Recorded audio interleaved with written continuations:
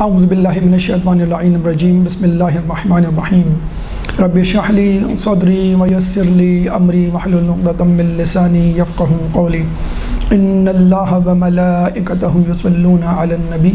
یا ایھا الذین آمنوا صلوا علیہ وسلموا تسلیما۔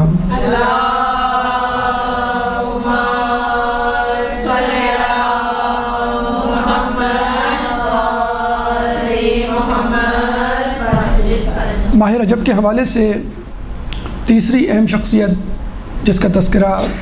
اس مہینے میں کیا جاتا ہے، امام باقر اور امام نقی علیہ السلام کے بعد امام تقی علیہ السلام، جن کی ولادت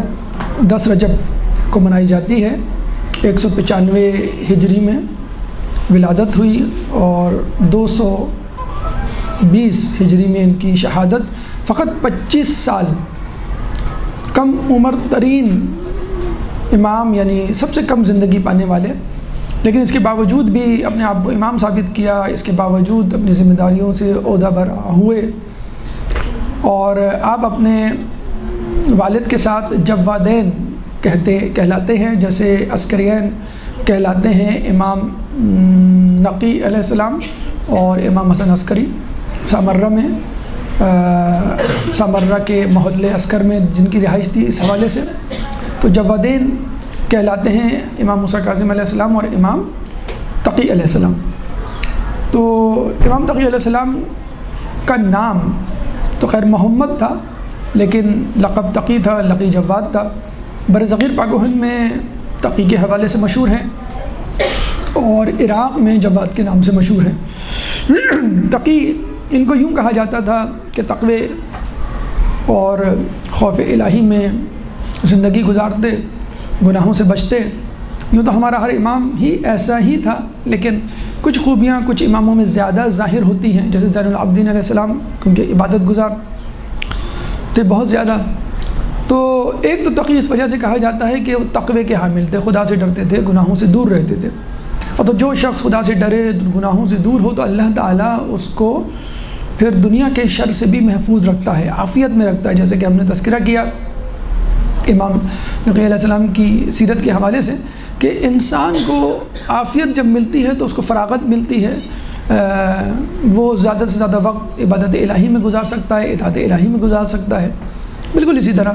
امام تقی علیہ السلام تقوی کے حامل تھے، اللہ سے ڈرتے تھے، گناہوں سے بچتے تھے، اس لیے اللہ تعالیٰ ان کو دنیا کے شر، اور اس وقت جو امام کے سامنے شر عظیم تھا وہ تھا شر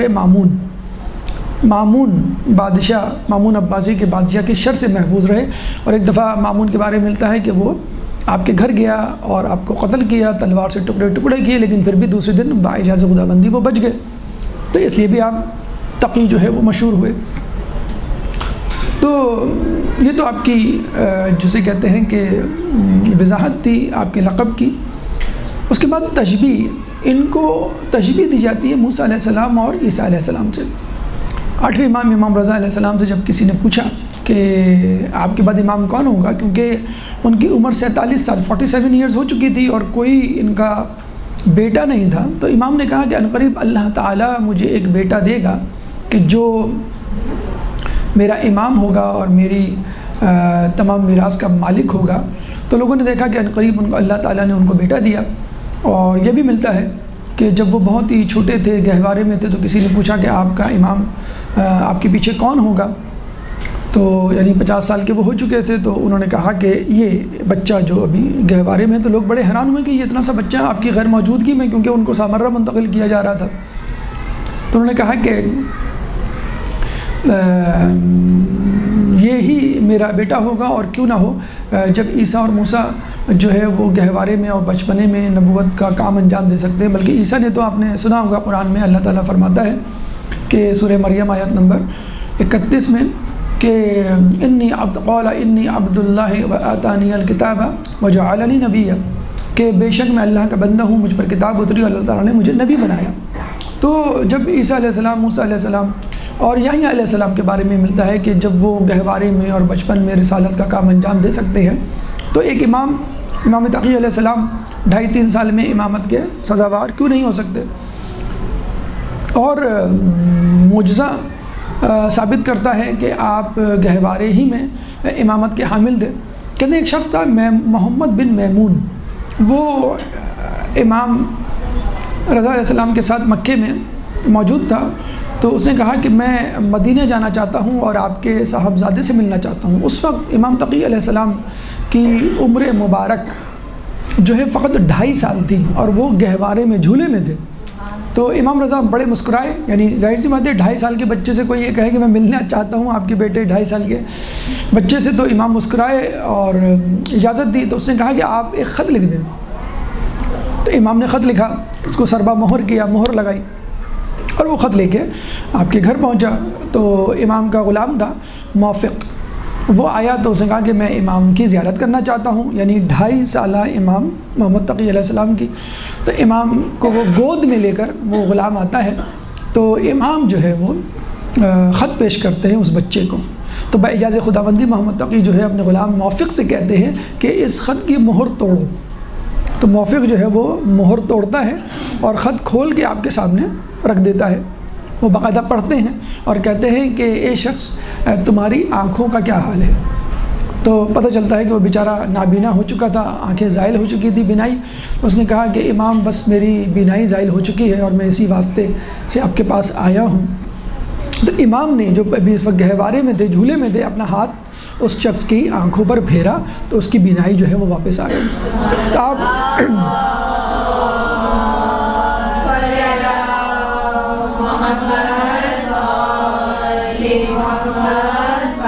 آپ اندازہ لگا لیجئے کہ فقط 2.5 سال کا بچہ ہاتھ پھیرتا ہے، آپ کی بینائی آ جاتی ہے، تو اس کا مطلب ہے وہ کچھ کمالات کا، کچھ معجزات کا حامل تھا جو اللہ تعالیٰ اپنے خاص ہی بندوں کو دیا کرتا ہے۔ اور یہیں سے ہمیں جو ہے وہ عیسیٰ علیہ السلام کی شباہت سمجھ میں آتی ہے کہ عیسیٰ علیہ السلام جب اپنا ہاتھ پھیرا کرتے تھے تو نابینا افراد بینا ہوا کرتے تھے، یہ ان کا معجزہ تھا۔ اور امام رضا نے بالکل صحیح کہا کہ یہ مثل عیسیٰ و موسیٰ ہے، جس طرح موسیٰ علیہ السلام کے لیے دریا شق ہوا، اس کے لیے بھی دریا شق ہوگا۔ جس طرح عیسیٰ کی مادر مطہر تھی، اس طرح ان کی بھی مادر طاہر و مطہر ہوں گے۔ تو اس کے علاوہ جو ہمیں تصدیق ہوتی ہے کہ آپ سلسلہ امامت ہی سے تعلق رکھتے ہیں، وہ امام حسین علیہ السلام کے معجزے کی، کہ جب فطرس اس وقت امام حسین سے اپنا پر واپس لیتا ہے کہ جب وہ جھولے میں تھے، اور فقط ان سے نہیں، فقط ان کے نہ صرف ان کے بدن نہیں بلکہ فقط ان کے جھولے کی لکڑی سے مس کرتا ہے اپنے جسم کو، تو اس کے پر آ جاتے ہیں۔ یعنی کہنے کا مقصد یہ ہے کہ اگر امام موجود نہ بھی ہوں تو ان کی ذریعے سے اپنے جسم کو مس کریں آپ، تو انشاءاللہ اللہ تعالیٰ آپ کو وہ معجزات دے دے گا، وہ کمالات دے دے گا، وہ ضروریات پوری کر دے گا جن کے لیے آپ امام کے پاس تشریف لائے ہیں۔ تو یہ امام کا معجزہ تھا جو 2.5 سال کی عمر میں انہوں نے ثابت کیا کہ میں مثل عیسیٰ مثل موسیٰ ہوں۔ جنہوں نے 2.5 سال کی عمر میں یہ ثابت کیا میں بھی اس سلسلہ امامت کی ایک کڑی ہوں، چاہے میں جھولے ہی میں کیوں نہ ہوں۔ اس کے بعد امام کی عمر فقط 7 سال ہوتی ہے، اور آپ کو معلوم ہے کہ مامون نے ان کے والد بزرگوار 8ویں امام کو قتل کیا تھا۔ جب قتل کیا لوگوں میں واویلا مچا، شور اٹھا اور اس کی ساکھ بری طرح متاثر ہوئی، تو اس نے کسی طرح میں ان کے صاحبزادے اور ان کے خاندان سے محبت کا اظہار کروں اور لوگوں کو بتلاؤں، کسی طرح اپنی گڈ ول مینٹین کروں، تو اس نے ان کے صاحبزادے یعنی امام محمد تقی کو بغداد طلب کیا کہ کس طرح میں ان کو مہمان بناؤں اور ان کی مہمان نوازی کروں، لوگوں کو بتلاؤں کہ میں ان کا دشمن نہیں ہوں، نہ ان کا دشمن ہوں، نہ ان کے والد کا دشمن تھا، حالانکہ وہ قاتل تھا۔ لیکن امام سے باقاعدہ ملاقات سے پہلے ایک بے قاعدہ کیجول ملاقات ہو گئی راستے میں۔ کس طرح کہ امام کچھ بچوں کے ساتھ، چند بچوں کے ساتھ ایک راستے میں کھڑے ہوئے تھے، تو مامون کی سواری جو ہے وہاں سے گزرتی ہے، تو جس طرح بچے کسی بزرگ کو، کسی پرہیبت شخصیت کو دیکھ کر بھاگ جاتے ہیں، بادشاہ تھا وہ، تو دیکھ کر بھاگ گئے اور یہ اپنے پورے وقار اور تمکنت کے ساتھ کھڑے رہے۔ تو مامون جو اس وقت پہچانتا نہ تھا کہنے لگا کہ آپ کیوں نہیں بھاگے؟ اب آپ جواب سنیے۔ 3 وجوہات بتلائیں نہ بھاگنے کی، اور ان 3 وجوہات میں 3 فلسفے ہیں، 3 حکمتیں ہیں، 3 راستے ہیں اپنی زندگی کو سنوارنے کے۔ امام نے کہا کہ راستہ اتنا تنگ نہیں تھا کہ میں اسے تیرے لیے کشادہ کرتا، یعنی راستہ اگر وسیع ہو، وسعت والا ہو، تو ہمیں کسی کو کہنا نہیں چاہیے کہ بھئی سامنے سے ہٹو۔ اگر آپ یہ کہہ رہے ہیں تو اس کا مطلب ہے آپ اپنے آپ کو دوسرے سے بڑا سمجھ رہے ہیں اور اس پہ ظلم کر رہے ہیں۔ وہ ہمارے ایک سابق حکمران تھے، وہ چائنا کے دورے پہ گئے تو واپس آگے کہنے لگے کہ وہاں عام لوگوں کا اتنا خیال ہے کہ میں حیران رہ گیا کہ میں چائنا کے پریزیڈنٹ کے ساتھ گاڑی میں سفر کر رہا تھا اور آگے ایک سائیکل والا سائیکل چلا رہا تھا، نہ ہمارے ڈرائیور نے ہارن دیا نہ اس کو اوورٹیک کیا، اس گاڑی کے پیچھے پیچھے چلتا رہا جب تک وہ سائیکل والا ایک طرف مڑ نہیں گیا۔ تو اتنی عزت، اتنی تکریم، اتنی جسے کہتے ہیں کہ اتنا احترام ایک عوام الناس کا۔ تو یہ بات تو ہمارے امام نے پہلے بتلا دی کہ اگر جگہ کشادہ ہو، راستہ وسیع ہو، تو کسی کو ہارن دینے کی، کسی کو راستہ روکنے کی یا اپنا روب و دبدبہ دکھانے کی ضرورت نہیں۔ مولا علی جب گھر سے نکلتے تھے تو ان کے ساتھ بہت سارے لوگ ساتھ ہو جایا کرتے تھے، تو مولا باقاعدہ ناراض ہوا کرتے تھے کہ تم میرے دائیں بائیں نہ چلا کرو، میں کوئی عام خلیفہ نہ ہوں، اللہ کا بندہ ہوں۔ امام نے پہلی وجہ بتائی کہ راستہ اتنا تنگ نہیں تھا کہ میں تیرے لیے کشادہ کرتا ہوں۔ نمبر 2، میں کوئی مجرم نہیں تھا جو فرار اختیار کرتا۔ دیکھیں ایک مجرم کی خصوصیت ہوتی ہے کہ جب وہ جرم کرتا ہے، بچے بھی آپ نے دیکھا ہوگا جب کوئی غلطی کرتے ہیں ماں باپ سے ڈرتے ہیں، چھپ جاتے ہیں، کہیں چلے جاتے ہیں، خاموش ہو جاتے ہیں۔ مجرم بھی کوئی جرم کرتا ہے تو وہ غائب ہو جاتا ہے حکومت کی نظروں سے، حاکم وقت سے یا اہلکاروں سے، کیونکہ اس نے جرم کیا ہوا ہوتا ہے۔ تو وہ یہ انسانی ہے جو خدا کا مجرم ہوتا ہے لیکن پھر بھی کہیں نہیں بھاگتا، بڑے مزے سے جو ہے وہ گھوم رہا پھر رہا ہوتا۔ تو امام نے کہا میں نے کوئی جرم نہیں کیا کہ میں فرار اختیار کرتا۔ نمبر 3، میں یہ گمان نہیں کرتا کہ تو بلا وجہ سزا دے گا۔ یعنی وہ شخص آپ کے والد بزرگوار کا قاتل تھا لیکن پھر بھی امام اس سے مستقبل میں اچھا گمان رکھ رہے ہیں۔ دیکھیں امام بتلانا چاہ رہے ہیں کہ تمہارے سامنے کتنا ہی گناہ گار خطا کار کیوں نہ آ جائے، اس سے آگے کے لیے اچھی امید رکھو، ورنہ وہ اللہ کے حضور کہہ سکتا ہے کہ جب خدا تمام تر گناہوں کے باوجود کسی کو معاف کر سکتا ہے واپس پلٹنے پر، تو آپ نے کیوں نہیں معاف کیا اس شخص کو؟ تو امام کہنا چاہ رہے تھے کہ تو قاتل صحیح لیکن ہم آئندہ کے لیے تو اس سے اچھی امید رکھتے ہیں۔ جب مامون رشید نے یہ سوالات کہ یہ جوابات وجوہات سنی راستہ نہ چھوڑنے کی، تو وہ حیران رہ گیا، کہنے لگا بیٹا آپ کا نام کیا ہے، آپ کے والد کون ہیں؟ تو کہا کہ میں محمد تقی ابن علی رضا ہوں۔ تو وہ بہت جسے کہتے ہیں اس کو شوق لگا کہ تو وہی صاحبزادے ہیں جن کو میں نے بلایا تھا بغداد، اور یہ راستے میں مجھے مل گئے اور ان کے والد ہی کو میں نے قتل کیا تھا۔ تو وہ لوگوں کو بتانے کے لیے صاحبزادے بھی امپریشن ڈالنے کے لیے میں آپ کے والد کا قاتل نہیں ہوں، بڑا درود و صلوات بھیجنے لگا کہ آپ کے والد جو ہے بڑی عزت و تکریم اور احترام کے قابل تھے۔ اور پھر جو ہے وہ اپنے راستے کو چل پڑا، غالباً اس لیے کہ میں رکوں گا تو میرا بھانڈا نہ پھوٹ جائے۔ جب یہ اتنی تفصیل سے کسی بات کا جواب دے سکتا ہے تو وہ مجھ تک بھی پہنچ سکتا ہے، میری اصلیت کو آشکار کر سکتا ہے۔ آگے چلا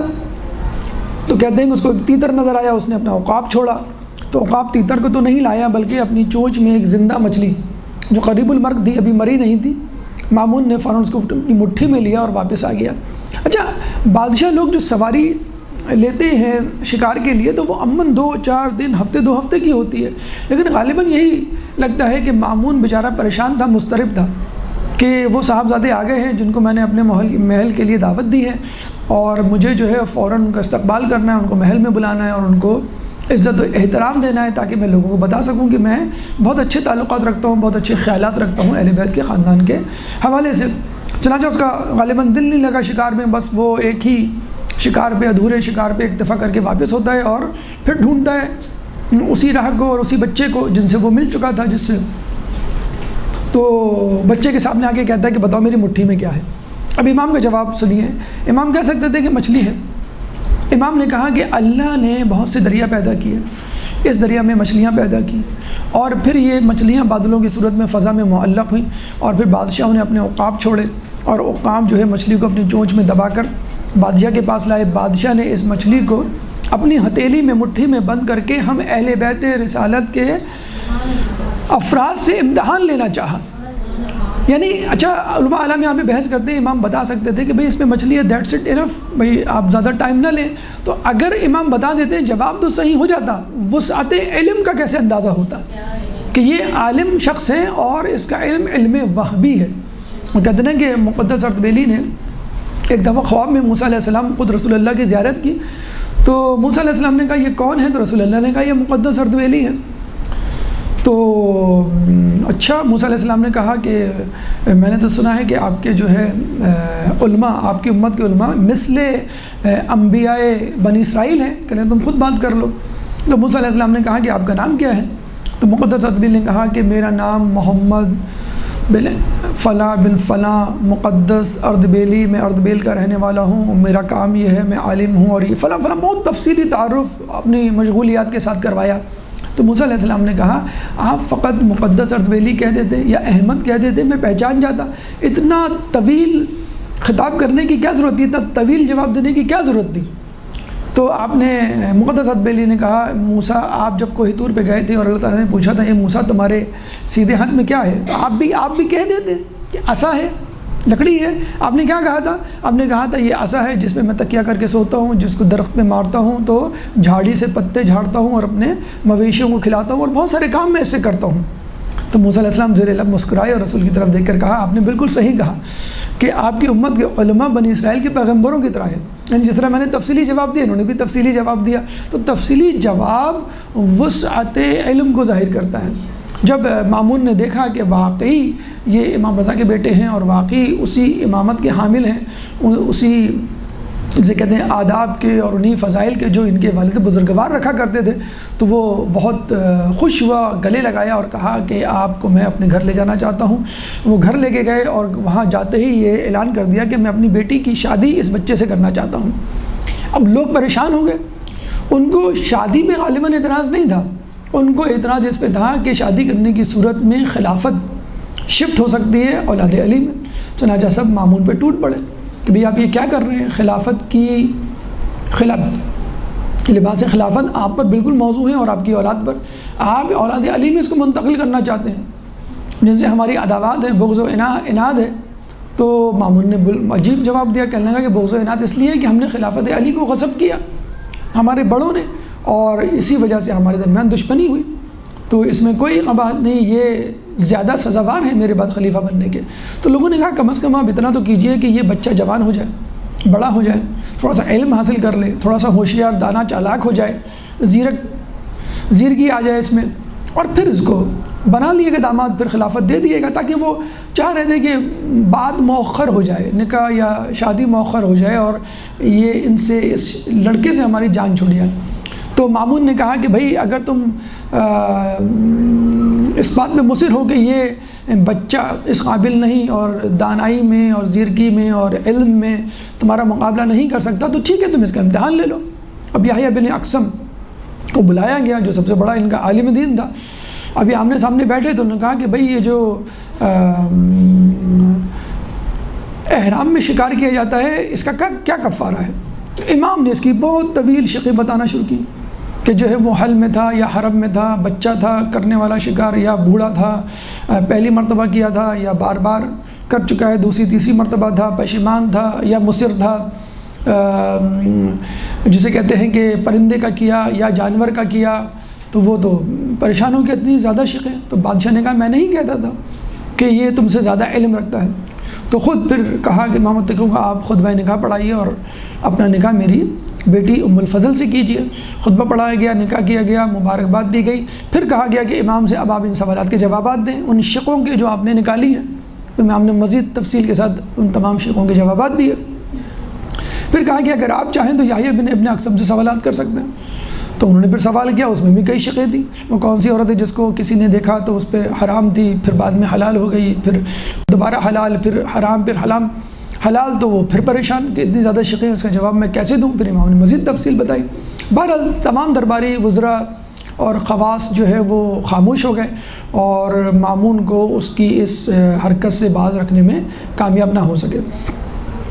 تو یہ آپ دیکھ لیجئے کہ امام جو ہیں گہوارے میں ہیں اور بینائی واپس لا رہے ہیں، امام 7 سال کے بچے ہیں اور اتنا تفصیلی جواب دے رہے ہیں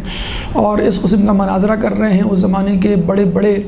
علماء سے کہ لوگ جو ہیں وہ پریشان ہیں کہ ہم کس طرح اس کا جواب دیں۔ صرف علمیت ہی نہیں، اپنے معجزات سے لوگوں کو مشکلات کو حل کیا کرتے تھے۔ کہتے ہیں کہ ایک شخص تھا علی بن خالد، وہ سامرہ کے زندان سے گزرا تو پتہ چلا کہ وہاں پہ ایک شخص آیا ہوا ہے جو مدعی نبوت ہے، یعنی دعوی نبوت کر رہا ہے، اس لیے اس کو بادشاہ کے وزیر یعنی معتصم کے وزیر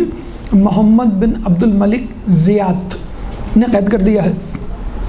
اب اس شخص کو شوق ہوا کہ میں ایسے شخص سے ملوں جس نے دعوی نبوت کیا ہے، چنانچہ وہ زندان میں گیا، زندان کے جو داروغہ تھے ان سے ذرا دوستی وغیرہ کی اور کہا کہ میں اس سے ملنا چاہتا ہوں، ملنے دیا گیا۔ جب تفصیل پوچھی تو معاملہ کچھ اور تھا۔ کیا تھا معاملہ؟ کہ اس شخص نے کہا کہ میں شامی ہوں، شام کا رہنے والا ہوں، اور اس جگہ جہاں پہ سر امام حسین رکھا گیا تھا، راس الحسین، وہاں پہ میں عبادت کیا کرتا تھا۔ اچھا، آپ کو معلوم ہے کہ جو مقدس مقامات ہوتے ہیں، چاہے وہ قبر مبارک کی صورت میں ہوں یا کسی بھی واقعے کے حوالے سے، ایک اپنی کرامات رکھتے ہیں۔ کہیں میں پابندی سے روزانہ عبادت کیا کرتا تھا، شب و روز مصروف رہا کرتا تھا کہ ایک دفعہ رات میں ایک بزرگ آئے، انہوں نے کہا کھڑے ہو جاؤ، میں کھڑا ہو گیا، انہوں نے کہا میرے ساتھ چلو، میں ساتھ چلنے لگا۔ ابھی ہم 2 قدم ہی چلے تھے، ایک مسجد آگے ان بزرگ نے مجھ سے پوچھا یہ کون سی مسجد ہے؟ میں نے کہا یہ مسجد کوفہ ہے۔ پھر انہوں نے نماز پڑھی، میں نے بھی نماز پڑھی۔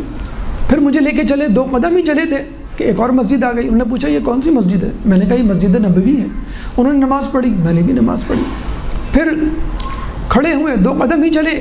کہ بیت اللہ مکہ مکرمہ آ گیا، طواف کیا، نماز پڑھی، میں نے بھی طواف کیا، نماز پڑھی۔ اور اس کے بعد وہ مجھے لے کر دوبارہ چشم زدن میں شام میں اسی مقام پر واپس آ گئے جہاں میں عبادت کیا کرتا تھا۔ پھر ایک دم سے غائب ہو گئے، مجھے کچھ پوچھنے کا موقع ہی نہیں ملا۔ دوسرے سال اسی دن اسی گھڑی دوبارہ وہ بزرگ آئے اور مجھ سے کہا کھڑے ہو جاؤ، میں کھڑا ہو گیا۔ پھر وہی تمام رودات کہ مسجد کوفہ، پھر مدینے، پھر مکہ، پھر دوبارہ شام چشم زدن میں۔ میں نے یہ واقعہ اپنے ایک دوست کو سنایا، اس دوست نے یہ واقعہ معتصم کے وزیر محمد بن عبد الملک زیات کو سنایا۔ جب اس کے کان میں یہ خبر پڑی تو وہ سمجھ گیا کہ یہ کوئی خاص آدمی ہے، امام محمد تقی کا۔ تو بلایا گیا اور بلا کے مجھے کسی طرح زندان میں ڈال دیا گیا اور لوگوں میں مشہور کر دیا گیا کہ بھئی یہ تو دعوی نبوت کر رہا ہے، حالانکہ ایسا کچھ نہیں۔ تو علی بن خالد کہتا ہے کہ میں نے اس شخص سے کہا کہ اگر تم کہو تو میں خط میں یہ تمام تر تفصیل لکھتا ہوں اور سفارش کرتا ہوں کہ تمہیں آزاد کر دیا جائے۔ تو اس شخص نے کہا ٹھیک ہے لکھ دو، شاید مجھے وہ آزاد کر دے، اس کے دل میں رحم آ جائے۔ تو علی بن خالد نے خط لکھا عبد الملک بن زیاد جو کہ وزیر تھا معتصم کا۔ جب خط اس تک پہنچا تو اس نے اس کا جواب لکھا۔ جواب کیا لکھا؟ اسی خط کے پیچھے کیا جواب لکھا کہ جو دعوی نبوت کر رہا ہے اس کو کہو کہ جس شخص نے چشم زدن میں تم کو مدینہ، مکہ اور کوفے کی سیر کروائی وہی تم کو آ کے چھڑا کے لے جائے۔ اوہو! اب جب اس نے یہ لکھا تو بیچارہ بہت پریشان ہوا کہ میں نے تو اس لیے لکھا تھا کہ شاید یہ دل میں رحم آ جائے، یہ زندان سے رہا کر دے۔ جب بات بھی اس نے بڑی چیلنجنگ گفتگو اور انداز میں کی تھی،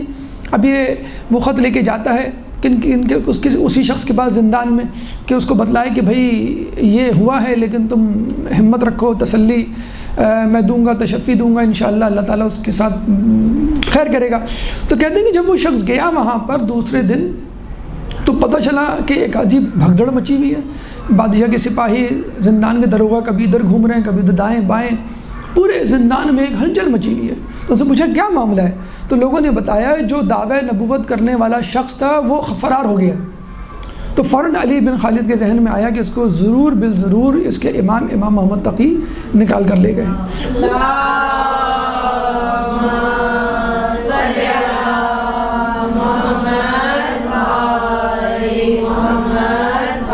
کہتے ہیں کہ علی بن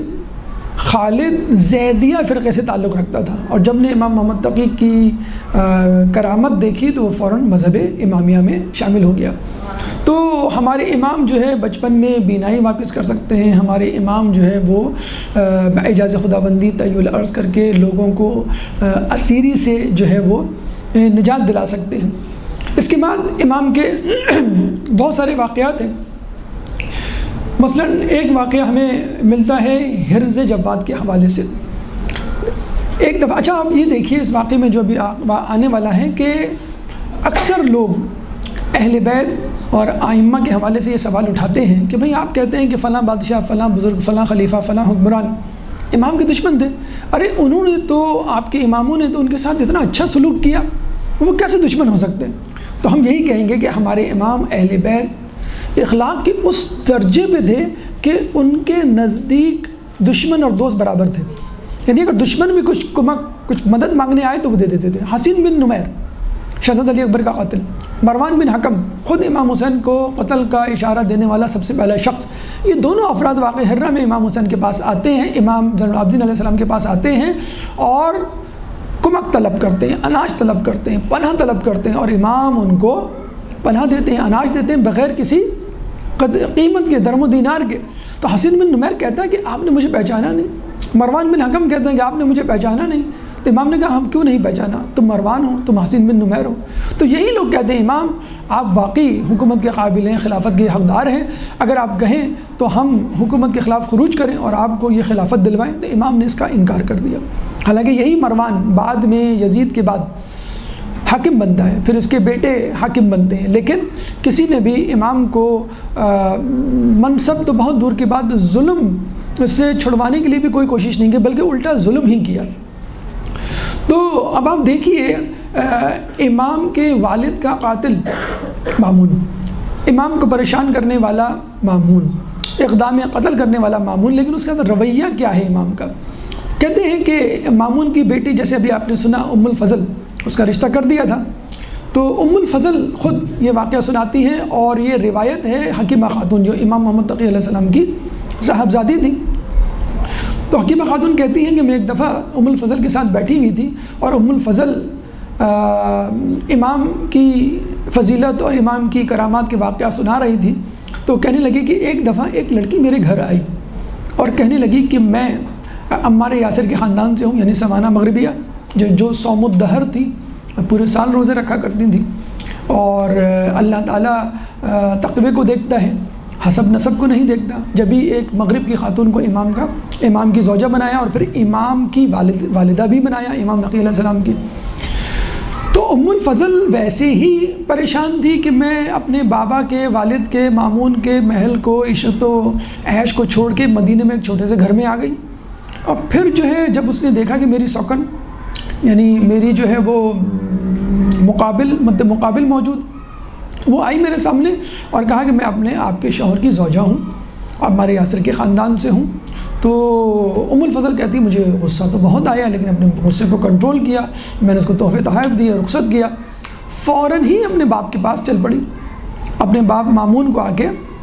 ویسے تو شکوے شکایت کرتی ہی رہی تھی کہ یہاں پہ یہ چیز نہیں ہے، یہاں پہ جیسے ایک شہر میں رہنے والے شخص کو دیہات میں بھیج دیا جائے تو وہی صورتحال تھی۔ وہ بڑا خوبصورت کسی نے جملہ کہا ہے کہ امام کے لیے مامون کے دربار میں عیش و عشرت تو تھی لیکن شریعت نہ تھی، تو امام جو ہے وہ عشرت کدے کو چھوڑ کے شریعت کدے میں آ گئے۔ تو اب یہ ام الفضل گئی اور مامون سے اپنی جو ہے وہ پوری ردات بیان کی۔ جب مامون نے تو ایک جسے کہتے ہیں پولیٹیکل ویٹ لاک جو ہے ارینج کیا تھا کہ کس طرح شادی کر کے میں ان کے گڈ بک میں آ جاؤں اور لوگوں کو بتا سکوں کہ we are on the same page. تو جب یہ گئی تو اتفاق سے مامون جو ہے وہ نشے کی حالت میں تھا، اور نشے کی حالت میں آپ کو معلوم ہے جو اندر کا بغض اور کینہ، حسد اور سچ ہوتا ہے وہ تشتزبام ہو جاتا ہے، زبان پر آ جاتا ہے۔ تو اس نے کہا اچھا تمہیں یہ شخص پریشان کر رہا ہے اور اس نے دوسری شادی بھی کر لی ہے اور تم کو وہ سہولیات بھی نہیں دے رہا، تو ٹھیک ہے آج ہی میں اس کا کام تمام کر دیتا ہوں۔ اپنے غلام یاسر کو لیتا ہے، تلوار لیتا ہے، گھوڑے پہ سوار ہوتا ہے اور امام کے گھر کی طرف روانہ ہو جاتا ہے۔ اندر جاتا ہے، اچھا پیچھے ام الفضل بھی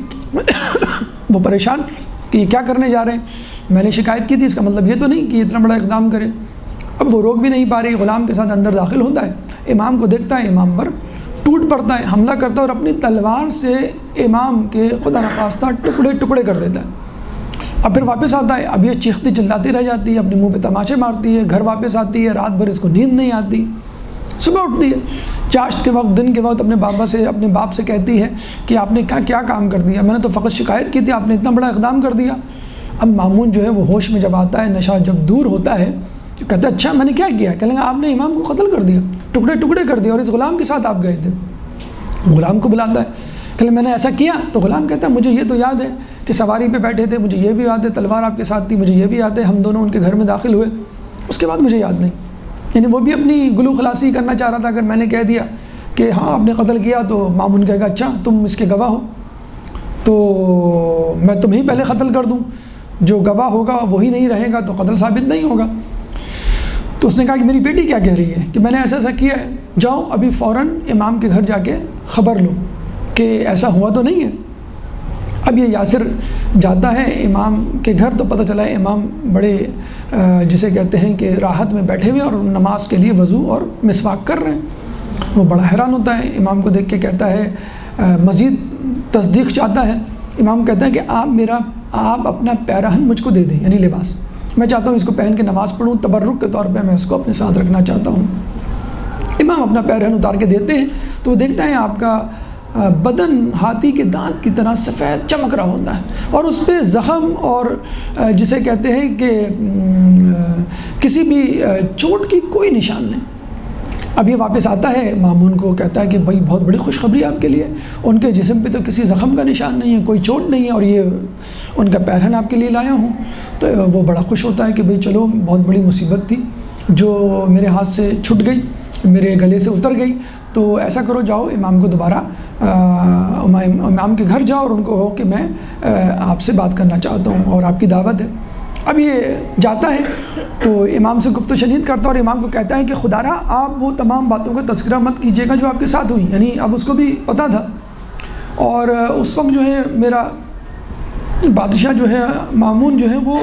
مستی میں تھا، مست تھا، اب اس سے توبہ کر لی ہے، قسم کھا لی ہے کہ میں کوئی نشے والی چیز نہیں پیوں گا، تو آپ جا کے اس طرح پیش آئیے گا جیسے آپ کے ساتھ کچھ ہوا ہی نہیں۔ تو امام نے کہا ہوا تو ہے،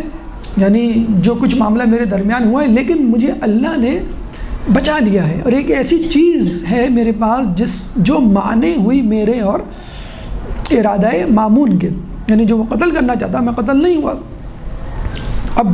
مامون نے اس کو 10,000 دینار اور ایک گھوڑا دے کر رخصت کیا۔ امام واپس آئے، یہ امام سے بغل گیر ہوا، تمام لوگ رخصت ہوئے، اور امام سے کہا کہ میں معذرت چاہتا ہوں اگر میری ذات سے، کوئی عمل سے، قول و فعل سے آپ کو کوئی نقصان پہنچا ہو، تکلیف ہوئی ہو۔ تو امام نے کہا کہ تم فکر نہ کرو، تم نے اقدام قتل کرنا چاہا، لیکن ہمارے اور تمہارے دل میں ایک چیز آ گئی معنی، جس کی وجہ سے میں بچ گیا، اور میں چاہتا ہوں کہ تم رات میں نہ نکلا کرو، اور کبھی تمہیں نکلنا پڑے تو تم اپنے ساتھ وہ چیز لے لو جس چیز نے مجھے بچایا ہے۔ امام نے کہا وہ کیا چیز ہے؟ تو امام نے کہا کہ تم اپنے غلام کو بھیج دینا، وہ تعویذ میں تمہیں لکھ کے دے دوں گا۔ امام کے پاس ان کا غلام جاتا ہے، مامون کا یاسر۔ امام جو ہے وہ اپنے ہاتھ سے وہ تعویذ لکھتے ہیں اور کہتے ہیں کہ مامون کو کہنا ہے کسی چاندی کی نلکی میں اس کو بند کر لے اور اپنے دائیں بازو پہ باندھے، 4 رکعت نماز پڑھے، وضو کرے، 4 رکعت نماز پڑھے، اور کچھ دعائیں، اذکار اور سورہ بتائے، یہ پڑھے، اور پھر اس کو کہے کہ تم جہاں جانا چاہو، جن لوگوں میں بڑے سے بڑے طاقتور دشمن کے درمیان کوئی تمہیں تکلیف اور نقصان نہیں پہنچائے گا، حتیٰ کہ تم روم اور ترکوں پہ بھی حملہ کرو گے، تم بحفظ حفاظت آ جاؤ گے۔ تو کہتے ہیں کہ مامون نے اس پر عمل کیا اور ترکوں اور روم کے لوگوں پر بھی فتح پائی۔ تو دیکھیں یہاں سے ہمیں ملتا ہے کہ امام بادشاہ کی زندگی کو بچا رہے ہیں تاکہ اسلام بچ جائے۔ جیسے خلیفہ دوئم نے بھی ایک دفعہ مولا علی سے آ کے فلسطین کے لیے کہا کہ میں وہاں جانا چاہتا ہوں، تو امام نے کہا کہ ٹھیک ہے، امام علی کے ان سے اختلافات تھے خلافت کے حوالے سے، تو کہا ٹھیک ہے کہ آپ جا سکتے ہیں، جنگ کرنی ہے تو آپ کریں، لیکن آپ خود نہ جائیں، کیونکہ خلیفہ وقت اگر کسی جگہ جائے گا اور اس کو تکلیف پہنچتی ہے تو پورے عالم اسلام کو۔ تو ہمارے امام اسلام کی بقا چاہتے تھے فقط، اب اس میں خلیفہ کی بقا شامل ہو تو ٹھیک ہے، اگر خلیفہ کی بقا شامل نہ ہو تو بھی ٹھیک، اگر امام کی جان اسلام کی بقا کے لیے ضروری ہو جائے تو امام اپنی جان بھی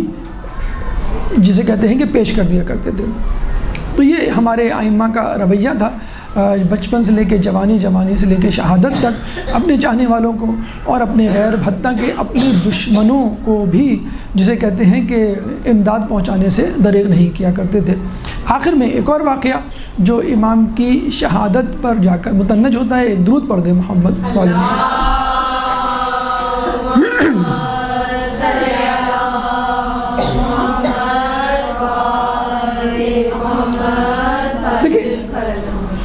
دیکھیں مومنین کے لیے کہا جاتا ہے کہ مومنین سے حسد کرنے والے ضرور پیدا ہوتے ہیں، نہیں جب اس کی قابلیتیں اور خوبیاں اور خصوصیات لوگوں میں اجاگر ہوتی ہیں اور دوسروں کی حیثیت، مقام و مرتبہ کم ہوتا ہے تو وہ پریشان ہو جاتے ہیں، اور یہ تو امام تھے، اور آپ نے دیکھا 7 سال کا بچہ یحییٰ ابن اقسم اور دیگر علماء کو نیچے دکھا دیتا ہے، تو ان کی دل میں حسد کی آگ بھڑک اٹھتی ہے۔ اب یہ مسلسل چلتی رہتی ہے 20 سال اسی طرح گزر جاتے ہیں تقریباً۔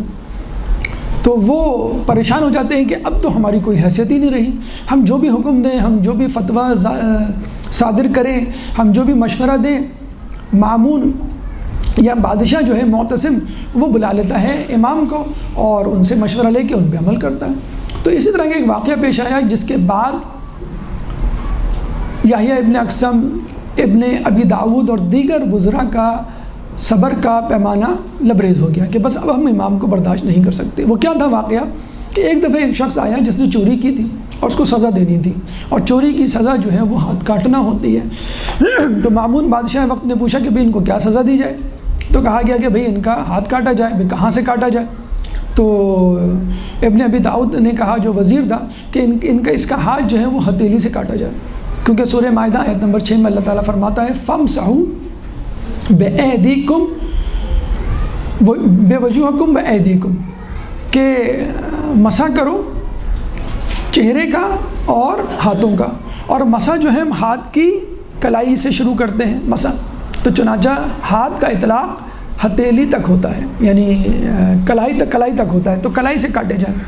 ایک اور شخص نے کہا بھائی اسی آیت میں سورہ مائدہ کی 6 آیت جو ہے، اسی آیت کے شروع میں اللہ تعالیٰ نے وضو کا حکم دیا ہے، اور اس میں فرماتا ہے فَاغْسِلُوا وُجُوهَكُمْ وَأَيْدِيَكُمْ إِلَى الْمَرَافِقِ، کہ تم اپنے چہرے کو دھو اور اپنے ہاتھوں کو دھو إِلَى الْمَرَافِقِ، یعنی کوہنی تک۔ چنانچہ اس کا ہاتھ کوہنی تک کاٹا جائے، کیونکہ ہاتھ کا اطلاق کوہنی تک ہوتا ہے۔ اب اس پہ جنگ، مباحثہ، مجادلہ شروع ہو گیا، مناظرہ کہ بھئی ہتھیلی سے کاٹیں کہ کوہنی سے۔ امام کو بلایا گیا تو امام نے کہا کہ نہ تو اس کا ہاتھ کوہنی سے کاٹا جائے نہ ہتھیلی سے، بلکہ اس کا ہاتھ انگلیوں کی جڑ سے کاٹا جائے، یعنی 4 انگلیوں کو کاٹا جائے۔ تو مامون نے کہا امام تقی سے کہ بھئی آپ اس کی دلیل دیں۔ تو امام نے کہا کہ اللہ تعالیٰ جیسے کہ سورہ جن آیت نمبر 72 میں فرماتا ہے، آیت نمبر 18 غالباً میں فرماتا ہے کہ ان المساجد وان المساجد للہ، کہ مساجد اللہ کے لیے ہیں، فلا تدعوا مع اللہ احدا، چنانچہ اللہ کے بغیر، اللہ کے علاوہ کسی کو نہ پکارو۔ اچھا، اس کا ظاہری ترجمہ تو یہی ہے، مساجد اللہ کے لیے ہیں اور اللہ کے سوا کسی کو نہ پکارو، لیکن جو دوسرے معنی نکلتے ہیں وہ یہ ہیں کہ مساجد یعنی سجدہ کرنے کی جگہیں، سجدہ کرنے کے اعضاء جو 7 ہیں، پیشانی، 2 ہتھیلیاں، 2 گھٹنے اور 2 پاؤں کے انگوٹھے، تو اعضاء سجدہ اللہ کے لیے ہیں۔ فلا تدعوا مع اللہ احدا، کہ ان میں سے کسی ایک کے بغیر بھی اللہ کو نہ پکارو، یعنی سجدہ نہ کرو۔ چنانچہ 7 کے 7 اعضاء ہوں گے تو سجدہ ہوگا، اگر ایک اعضاء ختم ہو جاتا ہے تو سجدہ ختم ہو جائے گا۔ چنانچہ یہ 7 اعضاء اللہ کے لیے، ان میں سے کسی کو آپ ہاتھ نہیں لگا سکتے۔ اگر آپ کو سزا دینی ہے تو انگلیوں سے سزا دیں۔ اب ان کے لیے بھی قرآن سے دلیل دی اور امام نے بھی قرآن سے دلیل پیش کی، اور یہ زیادہ وزنی دلیل تھی۔ تو خلیفہ وقت نے امام کی دلیل کو قبول کر لیا، لیکن حاسدین جو ہے اپنی بے عزتی کو برداشت نہیں کر پائے۔ پھر یہی ابن ابی داؤد جو ہے معتصم کے پاس جاتا ہے اور کہتا ہے کہ آپ نے ہماری حیثیت اور مقام و مرتبہ کو بالکل ختم کر دیا ہے، اور اب تو یہ وقت آ گیا ہے کہ لوگ یہ کہہ رہے ہیں کہ امام تو، وزیر تو بہت دور کی بات، پہلے تو کہا کرتے تھے کہ امام کو وزیر ہونا چاہیے، اب کہتے ہیں کہ امام کو تو خلیفہ وقت ہونا چاہیے۔ تو ہماری حیثیت تو ختم ہو گئی ہے، اب عنقریب آپ کی حیثیت بھی ختم ہونے والی ہے، اور وہ وقت دور نہیں کہ جب لوگ آپ کے خلاف بغاوت کر دیں۔ جب خلیفہ نے یہ سنا کہ بات مجھ تک پہنچ سکتی ہے تو اس نے فوراً آپ کے قتل کا حکم جاری کیا، دعوت بلوائی گئی اور کھانے میں زہر ملایا گیا۔ تو یہ امام نقی علیہ السلام کی سیرت کے اعتبار سے کچھ واقعات آپ کے سامنے پیش خدمت ہے۔ اللہ تعالیٰ سے دعا ہے کہ ہمیں امام کی سیرت پر چلنے کی توفیق عطا فرما۔ اللہ تعالیٰ سے دعا ہے کہ اہل بیت کی تعلیمات پر عمل کرنے کی توفیق عطا فرما، قیامت میں ان کی شفاعت سے بہرہ مند فرما، جو پریشان ہیں ان کی پریشانی کو دور فرما، جو بے روزگار ہیں ان کو رزق حلال عطا فرما، جو زندان میں ہیں ان کو رہائی عطا فرما، جو گمشدہ ہیں ان کو ان کے پیاروں سے ملا۔ مسلمان دنیا میں جہاں جہاں ظلم و ستم کا رجحانہ بنے ہوئے ہیں، خصوصاً یمن، فلسطین، کشمیر اور شام کے مسلمانوں سے ظلم و ستم کو دور فرما، امام کے ظہور میں تعجیل فرما، ہمیں ان کے انصار و اعوان میں شامل فرما۔ ربنا تقبل منا انک انت السمیع العلیم وتب علینا انک انت التواب الرحیم برحمتک یا ارحم الراحمین۔